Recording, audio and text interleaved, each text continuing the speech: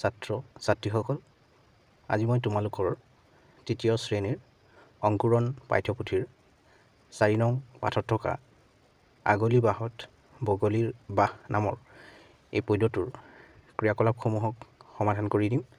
গতিকে ভিডিঅ'টো শেষলৈকে চাই যাবা আৰু এতিয়ালৈকে যদিহে চেনেলটো ছাবস্ক্ৰাইব কৰি লোৱা নাই কৰি লোৱা, কাৰণ তোমালোকৰ এনেধৰণৰ ভিডিঅ'বোৰ ইয়াতে পাই থাকিবা। ১ নম্বৰ ক্ৰিয়াকলাপটোত দিয়া আছে যে পদ্যটি আবৃত্তি কৰোঁ আহা। তো তোমালোকে এই পদ্যটি আবৃত্তি কৰিবা। পদ্যটি স্পষ্ট আৰু শুদ্ধ উচ্চাৰণেৰে পঢ়োঁ আহা। তো তোমালোকে পদ্যটি স্পষ্ট আৰু শুদ্ধ উচ্চাৰণেৰে পঢ়িবা। তাৰ পাছৰ ক্ৰিয়াকলাপটো দিয়া আছে যে পদ্যটিৰ লগত থকা ছবিকেইখন চোৱা আৰু বৰ্ণনা কৰা। তো আমি পদ্যটি পঢ়োঁতে কেইখনমান ছবি দেখা পাইছিলোঁ, তো সেইবোৰ ছবি চাই বৰ্ণনা কৰিব দিছে। তো তোমালোকে এনেদৰে কৰিব পাৰা যে প্ৰথম ছবিখনত ল'ৰা ছোৱালীবোৰে দীঘল বৰহাকুটি এডালেৰে আম পাৰি আছে। দ্বিতীয় ছবিখনত বাঁহ গছৰ ওপৰত বগলীয়ে বাঁহ সাজিছে। তৃতীয় ছবিখনত খগেনক খুৰাকে বগলীৰ বাঁহটোৰ কথা কৈ থকা দেখা গৈছে। চতুৰ্থখন ছবিত বজাৰৰ দৃশ্য দেখা গৈছে। পঞ্চম ছবিখনত খগেনে খুৰাকক হাতত ধৰি আগবঢ়াই দিছে। তাৰ পাছৰ ক্ৰিয়াকলাপটো দিয়া আছিল যে তলৰ প্ৰশ্নবোৰৰ উত্তৰ কোৱা আৰু লিখা। ক, আমৰ ডাল কোনে লৰাইছে? ইয়াৰ উত্তৰ তোমালোকে লিখিবা, আমৰ ডাল ল'ৰাহঁতে লৰাইছে। খ, আমৰ ডাল লৰোৱা সঁজুলিটো কি? ইয়াৰ উত্তৰত লিখিবা, আমৰ ডাল লৰোৱা সঁজুলিটো হ'ল বৰহাকুটি। গ, গছৰ কাষতে কি আছে? তো তোমালোকে লিখিবা, গছৰ কাষতে শাল আছে। ঘ, বগা বগলীৰ বাঁহ ক'ত আছে?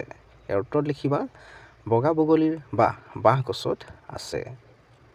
ঙ, আলি বাটটো কিয় পিছল হৈছে? ইয়াৰ উত্তৰত লিখিবা, আলি বাটটো বৰষুণ পৰাৰ বাবে পিছল হৈছে। তাৰ পাছৰ ক্ৰিয়াকলাপটো দিয়া আছে যে তলৰ শব্দবোৰ শুদ্ধ উচ্চাৰণেৰে পঢ়া আৰু কাষৰ বাকচত লিখা। তো প্ৰথমতে আমাক পঢ়িব দিছে, তাৰপিছত এই বাকচবোৰত লিখিব দিছিল।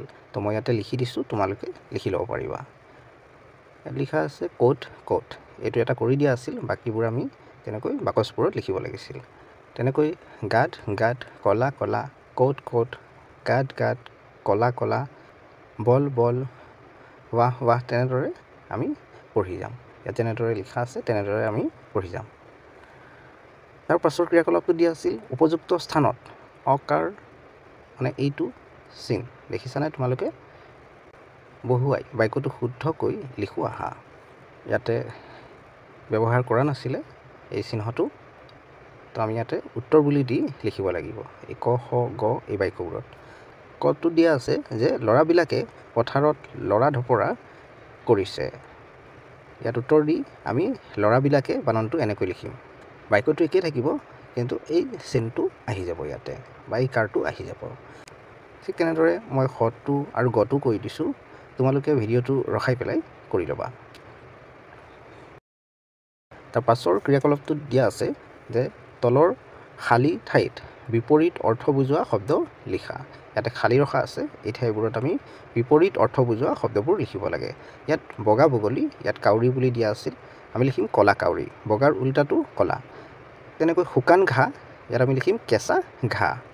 ইয়াত শুকানৰ উল্টাটো কি হ'ব বা বিপৰীত অৰ্থ বুজোৱা শব্দটো হ'ব কেঁচা, তো কেঁচা ঘাঁহ। দুষ্ট ল'ৰা শান্ত ল'ৰা, মিঠা আম টেঙা আম। তাৰ পাছৰ ক্ৰিয়াকলাপটোত দিয়া আছে যে উদাহৰণটো ভালদৰে পঢ়া। ইয়াতে উদাহৰণ এটা দিয়া আছে, এই উদাহৰণটো আমাক ভালকৈ পঢ়িব দিছে। তাৰপিছত কি কৈছে, তলত দিয়া শব্দকেইটাৰে বাক্য গঠন কৰা। ইয়াতে শব্দ দিয়া আছে পৰ, খাই, তেনেকৈ এই শব্দবোৰৰে আমি বাক্য গঠন কৰিব লাগে। প্ৰথমতে উদাহৰণটো পঢ়ি লওঁ, নাচ বুলি দিয়া আছে। তেনেকৈ জনুকাই নাচে, জনুকাই নানাচে আৰু জনুকাই নাচেনে, তেনেকৈ হ'ল। ঠিক তেনেকৈ ইয়াত পৰ বুলি দিয়া আছে, ইয়াত এটা বাক্য লিখিয়ে দিয়া আছিল, ৰাহুলে পঢ়ে, আমি লিখিম ৰাহুলে নপঢ়ে।